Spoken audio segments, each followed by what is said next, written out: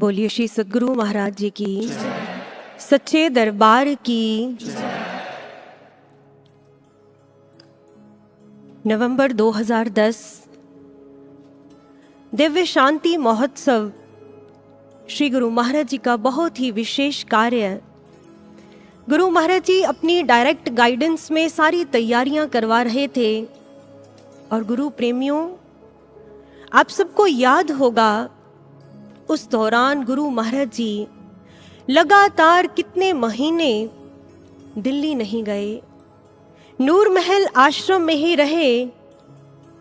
और हम सब महसूस कर सकते हैं, हम सब इस बात का आभास कर सकते हैं कि उस दौरान जो दिल्ली में गुरु महाराज जी के शिष्य हैं, जो गुरु महाराज जी के भक्त हैं, उनकी क्या दशा हो रही होगी गुरु महाराज जी के दर्शनों के बिना। उनमें से कुछ भक्तों ने यहाँ नूर महल आश्रम में एक साध्वी बहन जी को फोन किया, उनको रिक्वेस्ट की, कृपया आप हमारे भाव गुरु महाराज जी तक पहुंचा दीजिए। उन्होंने अपने सारे भाव उस साध्वी बहन को लिखवाए और वो साध्वी बहन भावों की वो पाती लेकर श्री गुरु महाराज जी के चरणों में पहुंच गई और वहां पर बैठकर गुरु महाराज जी को सारे भाव पढ़कर सुना रही हैं। कब कितना क्यों ना जाने, कितने प्रश्न हमें तड़पाएंगे जब हर कोई यह पूछ रहा है, महाराज जी कब आएंगे? महाराज जी ये दंड है या फिर परीक्षा है? हर पल प्रतीक्षा है, हर रोज प्रतीक्षा है। अब ये मत कहना यहाँ बहुत व्यस्तताएं हैं, आप ही ने तो समझाया है, सबसे ऊपर तो भावनाएं हैं। ये कुछ दिनों का नहीं गुरुवर, ये कुछ दिनों का नहीं गुरुवर, इतने महीनों का हिसाब है। या तो फिर आप भूल गए हैं या फिर गिनती ही खराब है। कल आऊंगा, जल्दी आऊंगा, कितने महीने निकल गए। सबको सच बतलाने वाले अपने वायदों से क्यों फिसल गए? जैसे ही महाराज जी ने ये सुना, जोर से ताली लगाकर हंस दिए, हम फिसल गए। अच्छा, हम फिसल गए अपने वायदों से। महाराज जी हंस रहे हैं, मुस्कुरा रहे हैं और महाराज जी खूब आनंद लेते हैं हमारे ऐसे भावों का, उल्हानों का। और हंसते हंसते महाराज जी ने उस साध्वी बहन को कहा, मेरा संदेश दे देना उनको, ढेर सारा मेरा आशीर्वाद, और कह देना हम अवश्य आएंगे, हम जल्दी वापस आएंगे।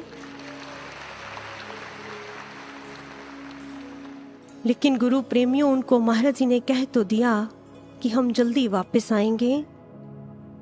पूरे 11 महीने बाद महाराज जी नूर महल से दिल्ली गए। गुरु महाराज जी कह तो आप अब भी यही रहे हैं कि मैं जल्दी वापस आऊंगा। और आपके इस एक वाक्य, इस एक वायदे के सहारे हमने इतने वर्ष काट लिए हैं। लेकिन अब यह इंतजार कुछ दिनों का नहीं है, कुछ महीनों का नहीं है, वर्षों बीत गए हैं महाराज जी, एक पूरा दशक बीत गया है। गुरु प्रेमियों, आज हम सभी अपने मनोभाव गुरु महाराज जी के चरणों में रखते हैं, सामूहिक भावों की बातें महाराज जी के चरणों में रखते हैं कि महाराज जी निस्संदेह, हमें यह दृढ़ विश्वास है कि आप अवश्य लौट कर आएंगे। लेकिन अब हमारे इस विश्वास के साथ कुछ प्रेम भरे शिकवे, कुछ प्रेम पगे उल्हाने जुड़ गए हैं। महाराज जी आखिर देरी क्यों? गुरु महाराज जी, अगर आपकी जल्दी ऐसी है तो आपकी देरी कैसी होगी? हमें आपका यह जल्दी शब्द समझ में नहीं आ रहा। क्या आप हमें भूल गए हैं महाराज जी? और इतना ही नहीं, जब से आप गए हैं लगता है कि इस समाधि काल में जीवन का संघर्ष बहुत बढ़ गया है। दुख है, परेशानियां हैं, मुश्किल परिस्थितियां हैं। पता नहीं परीक्षाओं का कब अंत होगा। और महाराज जी, ऊपर से आप भी हमें प्रत्यक्ष दिखाई नहीं देते। किसको दुख सुनाए, किससे सांत्वना ले? कहीं ना कहीं ये भाव हर शिष्य के हृदय में उठते हैं, ये उल्हाने, ये प्रश्न उठते हैं गुरु प्रेमियों, आज के इस सत्संग का विषय केवल अपने ये भाव महाराज जी के चरणों में पहुंचाना नहीं है, बल्कि आज हम सभी मिलकर के गुरु महाराज जी से ये प्रार्थना करते हैं कि महाराज जी, आप हमारे इन प्रश्नों का उत्तर दीजिए, आप हमारी इन जिज्ञासाओं को शांत कीजिए।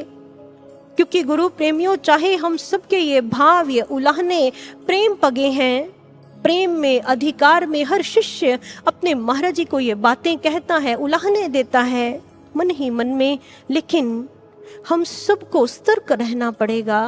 हम सबको अपने इन उलाहनों पर विवेक की पैनी दृष्टि रखनी होगी। क्यों?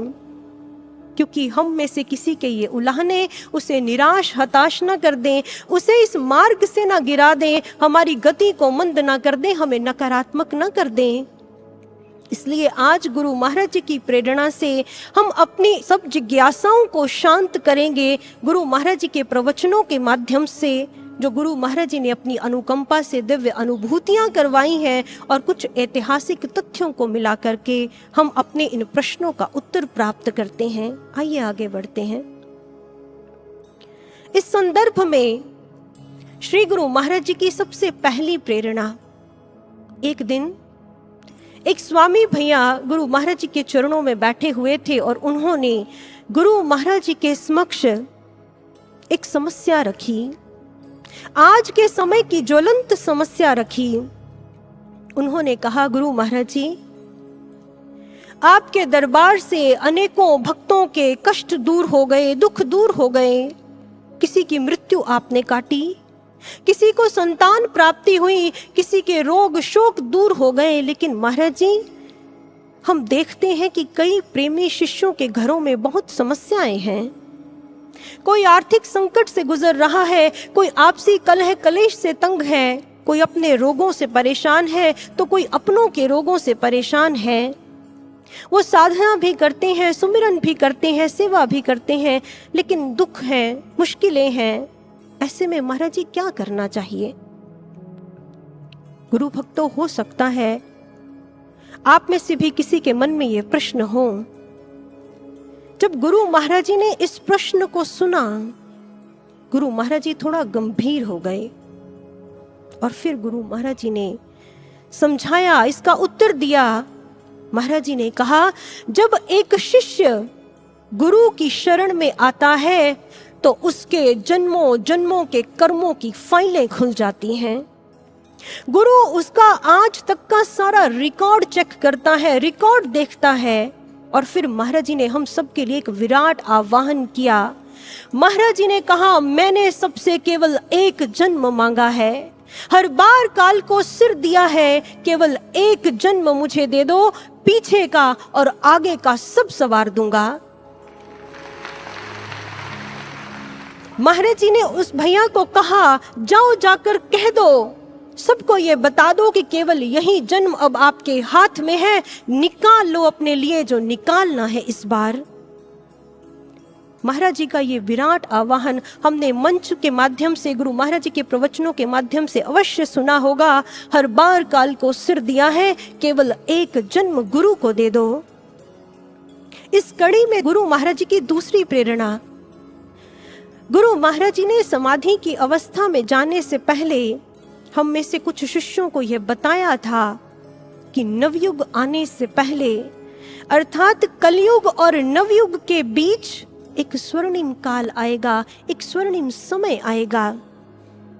और गुरु प्रेमियों, इस समाधि काल के दौरान गुरु महाराज जी ने समाधि में जाने के बाद ये स्पष्ट बता दिया दिव्य अनुभूतियों के माध्यम से कि यह समाधि काल ही स्वर्णिम काल है। क्यों कहा महाराज जी ने इस काल को स्वर्णिम काल? ये भी गुरु महाराज जी ने हमें दिव्य अनुभूतियों के माध्यम से बताया है। महाराज जी एक साधक के अनुभव में आए और गुरु महाराज जी ने उसे कहा, अगर आप इस समय मेरी आज्ञाओं में चलोगे तो मैं आपकी अब तक की सारी गलतियां माफ कर दूंगा। आने वाला समय, बनने वाला इतिहास केवल आपकी अच्छाइयों की ही गाथा गाएगा। यह बोनस राउंड चल रहा है, गुरु महाराज जी ने कहा। महाराज जी इस काल को स्वर्णिम काल कह रहे हैं। दिव्य अनुभूतियों में महाराज जी ने यह भी बताया क्यों है यह स्वर्णिम काल। गुरु महाराज जी ने कहा, जो सेवा साधना भक्ति अर्जित करने में युग लग जाते हैं, जन्म लग जाते हैं, उस सेवा साधना भक्ति को आप केवल स्वर्णिम काल के इन कुछ वर्षों में पूरा कर सकते हो, अर्जित कर सकते हो। गुरु महाराज जी ने कहा, भक्त और भगवान के बीच की दूरी को तय करने में युग लग जाते हैं, लेकिन भक्त और भगवान के बीच की इस दूरी को स्वर्णिम काल के इन कुछ वर्षों में, स्वर्णिम काल के इस छोटे से अंतराल में पूरा किया जा सकता है। तो गुरु प्रेमियों, ये केवल बातें हमें हमारे मन को सांत्वना देने के लिए नहीं है, ये अनुभूतियां मन को तसल्ली देने के लिए नहीं है। हर महापुरुष ने इतिहास में देखे इस बात की पुष्टि की है। स्वामी विवेकानंद जी ने अपने लिटरेचर में स्पष्ट लिखा, upon ages of struggle a character is built. वो कहते हैं युगों का संघर्ष लग जाता है, फिर जाकर किसी एक श्रेष्ठ व्यक्तित्व का, एक श्रेष्ठ चरित्र का निर्माण होता है। लेकिन बात यहीं खत्म नहीं होती। ऑटोबायोग्राफी ऑफ योगी में योगानंद परमहंस जी ने स्वयं लिखा, वो लिखते हैं, धार्मिक शास्त्रों का यह तथ्य है कि एक देहबद्ध आत्मा, एक आत्मा जो शरीर को धारण करती है, उसे माया से मुक्त होने में 10 लाख वर्ष लग जाते हैं। 10 लाख वर्ष का लंबा अंतराल है। लेकिन उनकी कलम यही नहीं रुकी, वो आगे लिखते हैं, लेकिन जो पूर्ण गुरु ब्रह्म ज्ञान देता है, उस ज्ञान के द्वारा ये जो निश्चित टाइम पीरियड है, ये जो 10 लाख वर्ष की अवधि है, इस अवधि को बहुत घटाया जा सकता है, बहुत घटाया जा सकता है। और गुरु प्रेमियों, हम सब जानते हैं कि वर्तमान समय के पूर्ण गुरु ब्रह्म ज्ञान प्रदाता हमारे गुरुदेव सर्वश्री आशुतोष महाराज जी के ये हाथों में है। इसलिए इस बात को ध्यान से समझिएगा, जो हमारा युगों युगों का भक्ति का सफर है, जो हमारा जन्मों जन्मों का कर्मों का सफर है, वो हमारे ये ब्रह्म ज्ञान प्रदाता हमारे गुरु महाराज जी केवल इन कुछ वर्षों में पूरा करवा रहे हैं, केवल इन चंद वर्षों में पूरा करवा रहे हैं। तो वो देरी नहीं है गुरु प्रेमियों, यही है हमारे महाराज जी की हमारे लिए जल्दी, यही है हमारे महाराज जी का जल्दी शब्द। महाराज जी के वचनों को हम बुद्धि से नहीं समझ सकते। लोग कहते हैं, जिन्हें कुछ नहीं पता, वो कहते हैं इतनी लंबी कौन सी समाधि होती है। लेकिन गुरु प्रेमियों, ये समाधि का लंबा अंतराल नहीं है, केवल यह लंबा अंतराल है उस स्वर्णिम अवसर का, यह लंबा अंतराल है उस लकी बोनस राउंड का, यह लंबा अंतराल है उस गोल्डन अपॉर्चुनिटी का। महाराज जी ने इस समाधि काल के द्वारा हम सब के लिए एक विंडो ओपन की है। हम डिपॉजिट करवा दें अपने जन्मों जन्मों के कर्मों को, दुखों को, गुनाहों को गुरु महाराज जी के श्री चरणों में अपने जन्मों जन्मों के खाते साफ करवा लें। इसलिए वो महाराज सृष्टि के कण कण पर जिनकी सत्ता है, वो हमसे मांगते हैं कि मुझे केवल अपना एक जन्म दे दो, केवल मुझे एक जन्म दे दो। और गुरु प्रेमियों, इस एक जन्म में जो हमारे गुरु महाराज जी ने हमसे कई बार मांगा है, उस एक जन्म में ये जो स्वर्णिम काल का समय है, ये लकी बोनस राउंड का जो समय है, ये सबसे क्रूशियल टाइम पीरियड है, ये सबसे महत्वपूर्ण समय है। महाराज जी ने समय समय पर हमें ये समझाया है। एक बात सुनने को मिली कि जिस समय गुरु महाराज जी ने ये आज्ञा लगाई कि सभी आश्रमों में संगत के घरों से तैयार होकर भोजन आया करेगा, सबको ये संदेश मिल गया। लेकिन अभी संगत को इस नई सेवा की इतनी आदत नहीं हुई थी। तो क्या होता था, कई बार कुछ प्रेमी अनजाने में, जानबूझकर नहीं, अनजाने में भूल जाते थे उस भोजन को भेजना, उस सेवा को करना, और उस समय आश्रम में भोजन नहीं पहुंच पाता था। किसी कारणवश कोई बात चली, श्री गुरु महाराज जी तक ये बात पहुंच गई कि कभी कभी संगत भूल जाती है, प्रेमी भूल जाते हैं, और उस समय आश्रम में भोजन नहीं पहुंच पाता। गुरु महाराज जी तक जब ये बात पहुंची तो गुरु महाराज जी ने क्या कहा, महाराज जी ने कहा, मेरा संदेश दे देना मेरी संगत को। उनको कहना, जो भोजन आप आश्रमों में भेजते हो वो भोजन मैं स्वयं ग्रहण करता हूं, और मैं केवल भोजन ही ग्रहण नहीं करता, मैं उसके साथ साथ उनके कर्मों को भी खाता हूं। गुरु प्रेमियों, ये केवल भोजन की सेवा के लिए नहीं है। गुरु महाराज जी हमें तन मन धन की सेवाओं के जितने भी अवसर देते हैं, कोई अपना कार्य सिद्ध करवाने के लिए नहीं देते। वो जो एक जन्म हमसे मांग रहे हैं, कोई अपना कार्य सिद्ध करवाने के लिए नहीं मांग रहे। वो क्यों मांगते हैं? हमारे कर्मों को खाने के लिए मांगते हैं, हमारे जन्मों जन्मों के कर्मों के खाते साफ करने के लिए मांगते हैं। उन्हें हमारे पापों, गुनाहों, कर्मों के अलावा कुछ भी नहीं चाहिए, कुछ भी नहीं। फिर भी कभी मन विचार देता है, शिष्यों के मन में कभी ये विचार आता है कि इतने वर्ष हो गए मिशन में, दरबार में सेवा करते हुए, तन मन धन से सेवा करते हुए, लेकिन अभी भी कई दुख हैं, समस्याएं हैं, परेशानियां हैं, क्या कर्म खत्म ही नहीं होते? कई बार ये प्रश्न आपके मन में आया होगा। गुरु प्रेमियों, यूं तो कर्मों की गति बहुत गहन है, चंद शब्दों में से नहीं समझाया जा सकता, नहीं इसे सिमटाया जा सकता, लेकिन फिर भी एक बड़े सिंपल से एग्जाम्पल से हम समझने का प्रयास करते हैं कि कैसे गुरु सत्ता अपने शिष्य के जन्मों जन्मों की जो कर्मों की फाइलें हैं उन पर काम करती है। जो हमारे जन्मों जन्मों के संचित कर्म हैं, जब वो संचित कर्मों में से कोई कर्म हमारे सामने आते हैं, हमें फल देने के लिए तैयार होते हैं, जिसे हम हमारा प्रारब्ध कहते हैं, वो प्रारब्ध बनकर वो कर्म का फल सामने तैयार खड़ा है हम तक पहुंचने के लिए। साधारणतः क्या होता है कि जिस इंसान ने वो कर्म किया है वह फल उसे भोगना पड़ता है, लेकिन हमारे साथ क्या होता है? क्योंकि हमारे साथ गुरु सत्ता है, हमारे साथ क्या होता है? वो कर्म का फल तैयार खड़ा है, लेकिन उसे हम तक पहुंचने से पहले किसका सामना करना पड़ता है? हमारे महाराज जी का सामना करना पड़ता है। गुरु महाराज जी देखते हैं कि अगर हमारे उस कर्म का फल बहुत दुख भरा है, भारी भरकम है, महाराज जी पहले उसके भार को हल्का करते हैं। लेकिन केवल इतना ही नहीं, महाराज जी उसके समय को फास्ट फॉरवर्ड करके कम कर देते हैं, उसकी स्पीड को बढ़ा देते हैं, और जब उसकी स्पीड बढ़ती है, ये फास्ट फॉरवर्ड प्रोसेस चलता है हमारे ही कर्मों के फल का, तो हमें लगता है संघर्ष पे संघर्ष है, परीक्षा पे परीक्षा है महाराज जी। लेकिन वो हमारे ही जन्मों के कर्मों की रील को फास्ट फॉरवर्ड करके उसको छोटा कर रहे होते हैं, उसके समय को कम कर रहे होते हैं। और गुरु महाराज जी ने यह भी बताया, जो मेरा प्रेमी शिष्य है, जो मुझसे प्रेम करता है, महाराज जी ने कहा, वो अपने उस कर्म के फल को ब्रह्म भोज समझकर, हमारा प्रसाद समझकर ग्रहण कर लेता है, अपनी झोली में डलवा लेता है कि ये तो मेरे महाराज जी से होकर के आया है, ये मेरे महाराज जी से गुजर कर आया है, महाराज जी ने स्वयं इसे देखकर भेजा है, मेरे ही कर्म का फल है।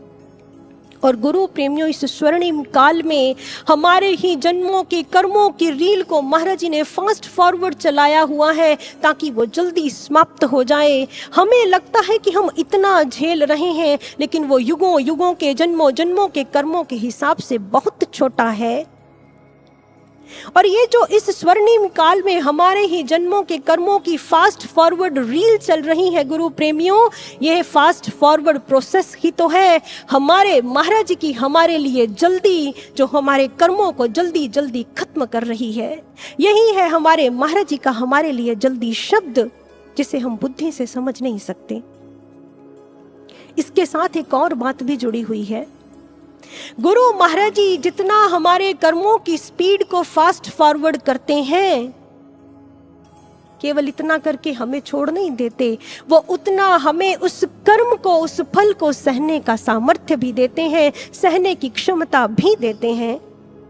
लेकिन क्या होता है, कई बार हम जब हमारे ही कर्मों का ये फल उसको जल्दी खत्म करने के लिए ये फास्ट फॉरवर्ड रील चल रही है, हम धैर्य खो देते हैं, हम घबरा जाते हैं।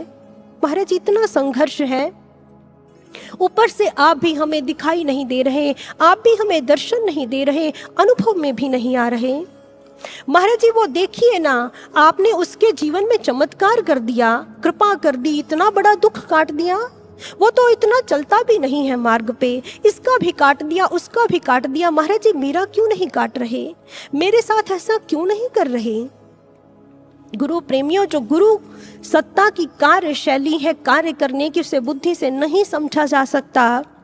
योगानंद परमहंस जी ने अपने शिष्यों को स्पष्ट बताया था। उन्होंने कहा, यदि मैं आपसे नहीं मिलता हूं, यदि मैं आपको दिखाई नहीं देता हूं, तो मत समझना कि मैं आपके लिए कार्य नहीं कर रहा, क्योंकि मैं केवल आपके इस जीवन में ही आपकी सहायता करने नहीं आया, बल्कि आपके इस जीवन के बाद भी आपकी सहायता करते रहने के लिए आया हूं। इसलिए गुरु प्रेमियों, अगर हमारे गुरु महाराज जी हमें बाहर दिखाई नहीं दे रहे, हमें अंदर दिखाई नहीं दे रहे, तो मत समझना कि वो हमारे लिए कार्य नहीं कर रहे, क्योंकि वो केवल इस जीवन में ही हमारी सहायता करने के लिए नहीं आए हैं, वो हमारा पीछे का और आगे का सब संवारने आए हैं।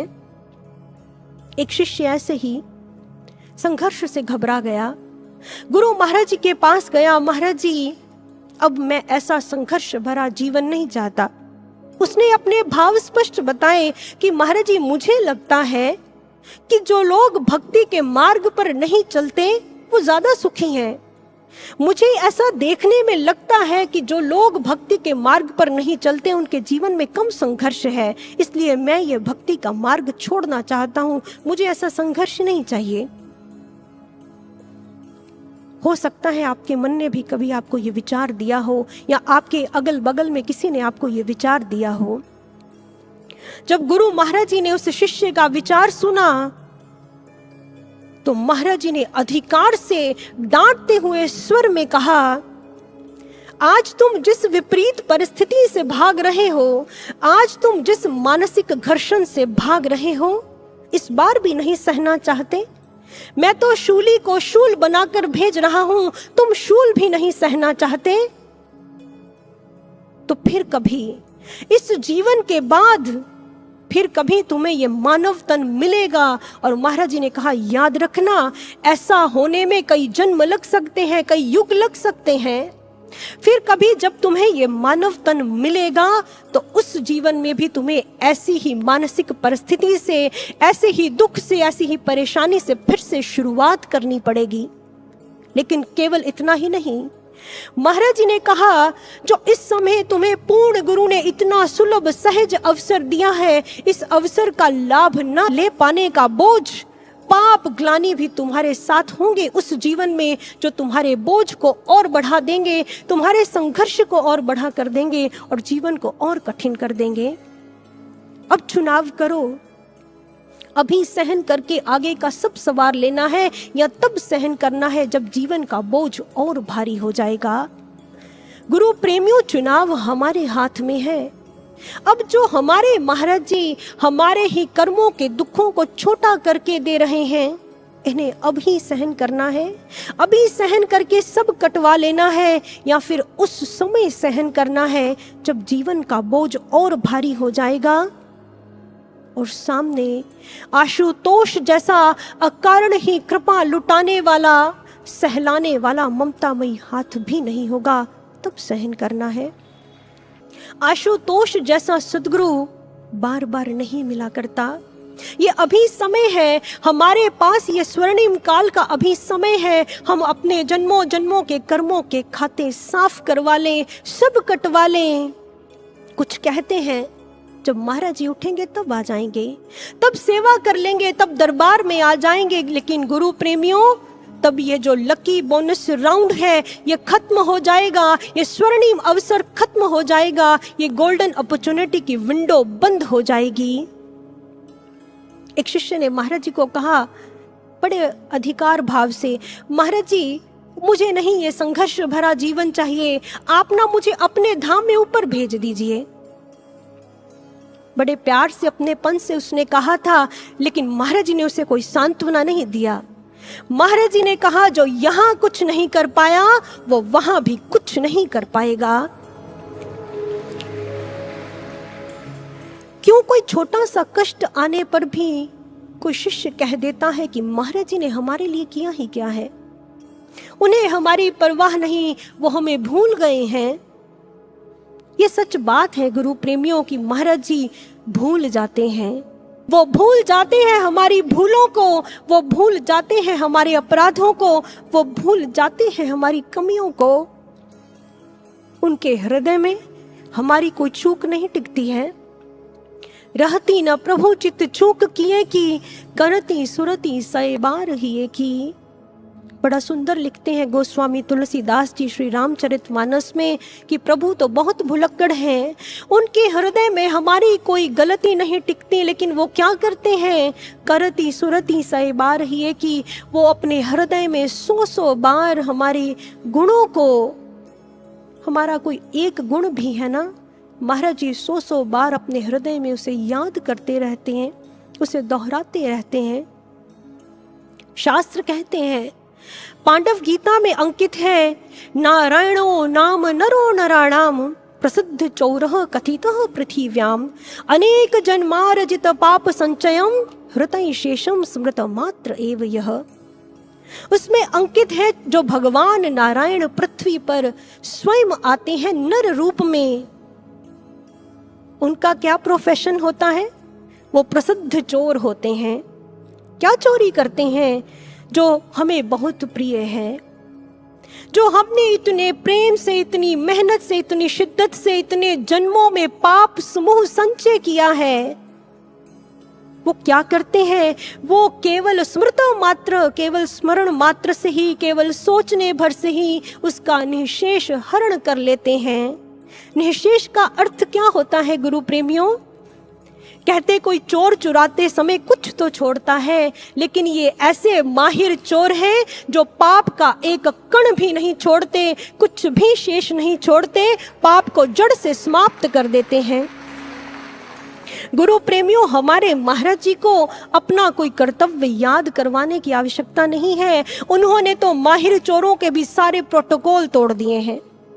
जो पहले की हुई गुरु सत्ताएं हैं, उनके सारे नियम प्रोटोकॉल तोड़ दिए हैं, केवल हम जैसे शिष्यों के लिए। वो कैसे? क्योंकि हमारे महाराज जी के नाम में ही जल्दी शब्द है, हमारे महाराज जी के नाम में ही जल्दी है। आशुतोष, आशु अर्थात अति शीघ्र, जल्दी प्रसन्न होने वाले, उन्होंने सारे कार्य ही जल्दी किए हैं। अभी हम इस इतने महान दुर्लभ ज्ञान के काबिल नहीं थे, हम में ऐसी कोई एलिजिबिलिटी नहीं थी, लेकिन महाराज जी ने हमें जल्दी ही ज्ञान दे दिया।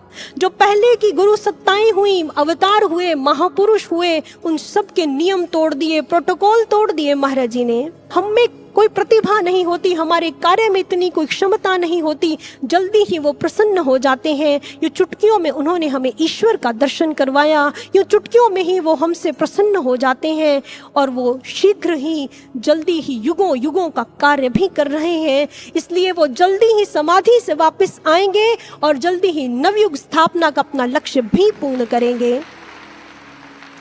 इसलिए आशुतोष यत् करोति शोभनम करोति तो है ही, लेकिन इसके साथ साथ आशुतोष यत् करोति शीघ्रम करोति, वो जो करते हैं शुभ करते हैं और शीघ्र करते हैं। इस स्वर्णिम काल में भी तो यही कर रहे हैं, अपने आप को हमसे दूर करके, हमसे ये विरह का, वियोग का सहज ही तप करवा रहे हैं, ताकि हमारे कर्मों को काट सकें। लड़ तो हम अपने ही कर्मों की जंग रहे हैं गुरु प्रेमियों, लेकिन ऊपर से इतिहास बन रहा है। कितनी बड़ी बात है, कितनी इजीली, कितनी जल्दी, कितनी सहजता से सब कुछ हो रहा है। हमारा अपना इतना कोई तप, त्याग, भक्ति कहाँ कि जो हम अपने तप की अग्नि से अपने कर्मों के खाते स्वाहा कर सकें, उन्हें जला सकें, खत्म कर सकें। लेकिन इसके लिए भी हमारे महाराज जी ने अपना नियम तोड़ दिया। क्या कहा महाराज जी ने? कमी जो तेरी साधना में, उसे अपने तप से भरता हूँ, उठा करके गोद में तुझे मैं तय ये सफर करता हूँ। हो निराश अगर तुम तब भी, मैं चैन कहाँ फिर पाता हूँ, तेरी सुस्कियों के शोर को अपने मौन में समाता हूँ। आकुल तेरा हृदय जब पीड़ा से, मैं चैन कहाँ फिर पाता हूँ। जब हमारा हृदय पीड़ा से व्याकुल होता है, आकुल होता है, तो वो भी व्याकुल होते हैं। हमारी साधना की जो कमी है वो उसे भी अपने तप से भर रहे हैं, क्योंकि वो हम एक एक शिष्य की, हम जैसे भी हैं, वो कटिबद्ध हैं, वो प्रतिबद्ध हैं। हम एक एक शिष्य की युगों युगों की पीर को हरने के लिए, और उनके समक्ष हम प्रार्थना करते हैं, युग की हर एक पीर को गुरुवर तुम ही आकर हरो। इस स्वर्णिम काल में वो इस संपूर्ण युग की, केवल हम शिष्यों की नहीं, इस संपूर्ण युग की पीर को हर रहे हैं। हम आरती में गायन करते हैं, सारे जग के अघ हरते हो, दीन दुखी के संबलकारी। वो इस स्वर्णिम काल में सारे जग के अघ हर रहे हैं। गुरु प्रेम एक बहुत बड़ी विडंबना की बात है। अन्य तथा कथित गुरु जिनके पास कुछ नहीं, जिनके पास कुछ भी नहीं, वो लोगों को लालच देते हैं, हमारे यहाँ आओ, झोलियां धन दौलत से भर जाएंगी, चंद दिनों में बिजनेस कहाँ से कहाँ जाएगा, हर बार आओगे तो मन की मुरादें पूरी होंगी, ये मिलेगा वो मिलेगा। लेकिन दूसरी तरफ देखिए, हमारे इस फकीर के पास सब कुछ है, लेकिन इन्होंने हमें क्या कहा। हम पहली बार ही आए तो महाराज जी ने कहा, यहाँ मिटना पड़ेगा, यहाँ गलाना पड़ेगा स्वयं को। ये ईश्वर को पाने का मार्ग है, मिटने की शर्त है, स्वयं को गलाने की शर्त है। लेकिन जब मिटने की इस शर्त को भूलकर हम संसार देखते हैं, आश्रय गुरु का है लेकिन विषय संसार है। गुरु की शरण में जब हम संसार को मांगते हैं कि ठीक है, प्रकाश इधर वाला अंदर देख लेते हैं और बाहर दिया कहीं और जला आते हैं, क्योंकि फिर बाहर तो सब कुछ चाहिए, बाहर जीना है, समाज में रहना है। लेकिन गुरु प्रेमियों, हमारे इस फकीर ने सीधा सादा सौदा किया है हमारे साथ। कोई छलावा, कोई दिखावा, कोई प्रपंच नहीं। हाँ, वो काट देते हैं कष्ट, वो काट देते हैं मृत्यु, वो काट देते हैं रोग शोक मृत्यु, वो दे देते हैं सुख समृद्धि। ये तो सब खिलौने मात्र हैं उनके हाथों में, ये मामूली बातें हैं, ये बाय प्रोडक्ट्स हैं, लेकिन उनका लक्ष्य कुछ और है। उनका लक्ष्य पूरी तरह से हमारे जो जन्मों जन्मों के कर्मों की फाइलें उनके सामने खुली पड़ी हैं, उनको साफ करना है। वो देख रहे हैं, उनका लक्ष्य पूरी तरह उस पर फोकस्ड है, वो कैसे हैंडल करना है हमारे कर्मों की फाइलों को जो उनके सामने खुली पड़ी हैं, वो देख रहे हैं। अगर हमारे जन्मों जन्मों के कर्मों के खाते वो हमारे सामने यूं खोल कर रख दें, हमें दिखा दें, तो क्या होगा? हमें रिश्ते नातों से नफरत हो जाए, हमें स्वयं से भी नफरत हो जाए, घृणा आने लगे। कैसे संबंध हैं? हम कहीं मुंह छिपाने के काबिल ना रहें, लेकिन उन्होंने हमें अपनी गोद दी हुई है, हमें भगवान की गोद मिली हुई है। इससे बढ़कर हमें और क्या चाहिए गुरु प्रेमियों? 1998 की बात है जो हमें एक साधक के द्वारा सुनने के लिए मिली। गुरु महाराज जी उस समय नूर महल के छोटे आश्रम में विराजमान थे और गुरु महाराज जी के चरणों में एक साधक आया। उसने अपनी जिज्ञासा महाराज जी के समक्ष रखी। हो सकता है कि आप भी अपने आप को कहीं ना कहीं उस साधक के साथ रिलेट कर पाएं। उसने कहा, महाराज जी, अगर एक साधक गरीब है, बीमार भी है और समाज में उसे कोई पूछता नहीं, उसे कोई जानता नहीं, महाराज जी उसकी कोई प्रतिष्ठा नहीं समाज में, तो वो इस बुरे समय से कैसे बाहर निकले? गुरु महाराज जी ने बड़े ध्यान से उसकी बात को सुना और महाराज जी ने उत्साहपूर्वक वाणी में कहा, यह प्रश्न किसी साधक का हो ही नहीं सकता। फिर महाराज जी ने बड़े स्नेह से प्रेम से उसे समझाया, साधक गरीब है तो क्या हुआ, वो अपनी झोपड़ी में बैठकर साधना करे, उसे उसमें भी महल का आनंद आ जाएगा। महाराज जी ने कहा साधक बीमार है तो क्या हुआ, वो साधना सुमिरन करके भोजन ग्रहण करे, उसके लिए वही औषधि बन जाएगा। और फिर महाराज जी ने कहा प्रतिष्ठा की तो साधक को आवश्यकता ही नहीं, क्योंकि जिसको कोई नहीं पूछता, जिसका कोई नहीं होता, उसका तो फिर भगवान होता है। भगवान स्वयं उसे अपने गले से लगाता है। इससे बढ़कर प्रतिष्ठा, इससे बढ़कर पद और क्या चाहिए गुरु प्रेमियों। ये हमारे भगवान के वचन हैं। जेहि जाचत जाचकता चरी जाई। गोस्वामी तुलसीदास जी कवितावली में बड़ा सुंदर लिखते हैं, जिसको जांच लेने से, जिसको मांग लेने से याचकता ही मर जाती है, मांगने की प्रवृत्ति मर जाती है, कुछ मांगना शेष ही नहीं रह जाता। जब महाराज मिल गए तो क्या मांगना शेष रहा। गुरु महाराज जी ने कहा तुम चाहे कुछ करने का दम नहीं रखते, लेकिन तुम मेरे हो तो तुम्हें कोई हराने का दम नहीं रखता। जब उसके हो जाने से सब हो जाता है तो गुरु प्रेमियों फिर उससे अलग कुछ और चाहने की जिद क्यों कहें और क्या कहें हम गुरु महाराज जी को अपनी समस्याओं के बारे में। गुरु महाराज जी की तो अपनी एक बहुत बड़ी समस्या है, वो समाधान प्रदाता है हर समस्या के, लेकिन उनकी भी एक समस्या है गुरु प्रेमियों, स्वयं महाराज जी भी उसे दूर नहीं कर पाते। गुरु महाराज जी ने कहा मेरी तो समस्या ही यही है कि मैं आपसे प्रेम किए बिना रह ही नहीं पाता। वो नहीं रह पाते, हम पर अपना प्रेम लुटाए। उन्होंने हमें प्रेम दिया ही नहीं है गुरु प्रेमियों, बेमोल बेशर्ता प्रेम हम पर लुटाया है। वो नहीं रह पाते अपनी कृपा हम पर लुटाए, वो नहीं रह पाते अपनी दया हम पर लुटाए बिना। गुरु महाराज जी ने कहा अगर आपको यह विश्वास है कि महाराज जी कृपा करेंगे और महाराज जी के कृपा करने से ही सब ठीक होगा, तो यह भी विश्वास रखो कि महाराज जी सही समय पर ही कृपा करेंगे। गुरु प्रेमियों, विश्वास है कि गुरु महाराज जी समाधि से वापस आएंगे, तो यह भी विश्वास रखो कि महाराज जी सही समय पर ही वापस आएंगे।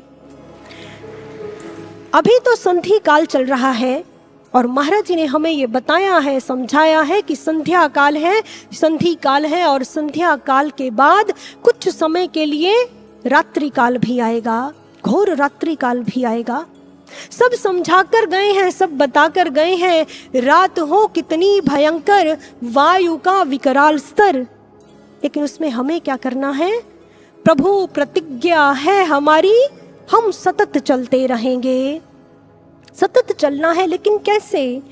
बाबा फरीद जी जब उनके मुर्शिद ने उन्हें अपने आप से दूर किया, फरीद जी ने बिरहा का स्वाद चखा, बिरहा तू सुल्तान कहा, तो उन्होंने अपनी रचना में लिखा, अपने मुर्शिद तक पहुंचने के लिए कहा, पैरी थक्का सिर जुला जेमू पिरी मिलन, कि मुर्शिद तक पहुंचने के इस सफर में, अपने मुर्शिद में सदा के लिए मिल जाने के इस सफर में, अगर चलते चलते मेरे पैर थक जाएं, पैरी थक्का सिर जुला, अगर चलते चलते मेरे पैर थक जाएं तो मैं सिर के बल चलना शुरू कर दूं, लेकिन कभी भी मैं रुक ना जाऊं, निराश होकर ना बैठ जाऊं। इसलिए कभी रुकना नहीं, कभी थकना नहीं, कभी निराश होकर नहीं बैठ जाना गुरु प्रेमियों, क्योंकि बिरहा तो वो ईंधन है जो उत्साह की आग जलाए रखता है। उसके लिए रोना भी साहस है, बिरहा साहस मांगती है। बिरहा कायरता और निराशा का नाम नहीं है, बिरहा कभी निरुत्साहित नहीं करती। इसलिए गुरु प्रेमियों, अगर हमारी आंखों से आंसू आए तो अपनी दुखों और परेशानियों के लिए नहीं, आंसू आए तो उसकी याद में, उसके वैराग्य में उसको पुकारने के लिए। हमारी प्रार्थनाओं में केवल एक ही गूंज हो जो बुल्ले शाह ने अपने मुर्शिद के लिए कही, बस कर जी हुण बस कर जी, एक बात असा नाल हंस कर जी, कि महाराज जी बस कीजिए, अब आप जल्दी समाधि से वापस आ जाइए। लेकिन ऐसा न हो गुरु प्रेमियों कि हम गुरु महाराज जी को तो बुला रहे हैं, लेकिन हमारी प्रार्थनाओं में अपने दुखों और परेशानियों की, इन उलाहनों की खटास भी शामिल है। हम उलाहने दें, उनको अधिकार है हम सबका, लेकिन वो उलाहने अपने दुखों और मांगों की पूर्ति के लिए ना हो, वो उलाहने सदा सदा के लिए उसके बन जाने के लिए हो। हमारे जो दुख हैं, कर्म हैं, हम महाराज जी को स्वतंत्रता से उन पर काम करने दें। वो कार्य कर रहे हैं, उनको कहने की आवश्यकता नहीं है, लेकिन हमें अपने कार्य पर ध्यान देना है। हमारा कार्य क्या है गुरु प्रेमियों, हमारा कर्तव्य क्या है? आप सबने ये भजन अवश्य सुना होगा, आशुतोष जलती मशाल का फैल रहा उजियारा, इस उजियारे के बल पर चमकेगा देश हमारा। ये शब्द, ये पंक्तियां बहुत गूढ़ हैं गुरु प्रेमियों। आशुतोष तो स्वयं दैदीप्यमान सूर्य हैं। इस युग के, इस कली काल के तमस को स्वयं अकेले हरने के लिए सक्षम हैं, लेकिन वो हमें साथ लेकर चलते हैं, वो हमें श्रेय देते हैं। और गुरु महाराज जी ने क्या किया है? हम सब की एक एक की गुरु महाराज जी ने प्राण प्रतिष्ठा की है। वो कैसे? महाराज जी ने हम सब के हृदय में अपने प्राणों रूपी तत्व को फूंक दिया है, और महाराज जी ने हम सब का ये विराट आवाहन किया है कि अपने आप को भीतर से ऐसा खाली कर लो कि आपके भीतर आशुतोष का विस्फोट हो सके। इसलिए हमारे रोम रोम में, हमारे अवचेतन मन में भी, हमारे अनकॉन्शियस माइंड में भी आशुतोष का तत्व ज्वलंत हो। हमारे रोम रोम में हमारे गुरु महाराज जी के आदर्शों की ऐसी झलक हो कि हम जागृत अवस्था में तो उसके हों, हम स्वप्न में भी उसके हों। हम बन जाएं आशुतोष की मशालें, हम बन जाएं, हम आशुतोष की ऐसी मशालें बन जाएं कि हम जन जन में उसका प्रकाश बांटें। हम बन जाएं आशुतोष की ऐसी मशालें जो अपने आचार विचार व्यवहार से उसका प्रकाश बांटें। हम बन जाएं आशुतोष की ऐसी मशालें जो उसके दम पर ललकार सकें अपने कर्मों के जंजाल को, काल के अंधकार को, और कह सकें, ललाट लाल रक्त हूँ, बदलता हुआ वक्त हूँ, उत्तर बन उबरी हूँ मैं, ना ही कोई सवाल हूँ, मैं आशुतोष की मशाल हूँ। विराट हूँ मैं आग का, जल हूँ मैं बैराग का, अंधकार को भेदने के लिए उजाल हूँ, मैं आशुतोष की मशाल हूँ। अधमों की बोली हूँ मैं, काल के लिए खोली हूँ मैं, आंधियों में भी सौम्यता की एक मिसाल हूँ, मैं आशुतोष की मशाल हूँ, मैं आशुतोष की मशाल हूँ। हम बन जाएं आशुतोष की ऐसी मशालें। गुरु महाराज जी ने हमें अपनी संतान कहा है, संतान जिसे संतति भी कहते हैं, और संतति का एक अर्थ होता है गुरु प्रेमियों विस्तार और फैलाव। इसलिए हमारा कर्तव्य क्या है कि हम जो गुरु महाराज जी के बेटे बेटियां हैं, हम सबके जीवन का केवल एक ही मंत्र हो, गुरुम प्रकाशयेत धीमान, कि हम अपने गुरु को जन जन में प्रकाशित करते रहें, जन जन में हम अपने गुरु का ज्ञान का प्रचार करते रहें। और इस समय हम देख रहे हैं कि इस महायोगी की समाधि की ऊर्जा से समय चक्र बदल रहा है। जो घटनाक्रम हम समाज में देख रहे हैं, विस्तार में अगर उसकी चर्चा करेंगे तो समय बहुत लग जाएगा। आप सब इसके साक्षी बन रहे हैं, हम इस स्वर्णिम काल के साक्षी हैं। ये हमारा सौभाग्य है गुरु प्रेमियों, और यह आसमान का इशारा है कि कल का सूर्य हमारा है। हम देख रहे हैं कि महायोगी की समाधि की ऊर्जा से सब बदल रहा है, और वो भी दिन दूर नहीं, वो भी दिन दूर नहीं जब इस युग का सबसे बड़ा रहस्य प्रकट होगा। यह महायोगी अपनी समाधि से वापस आएंगे, बाहर आएंगे, और इस संपूर्ण धरा पर आशुतोष युग आएगा।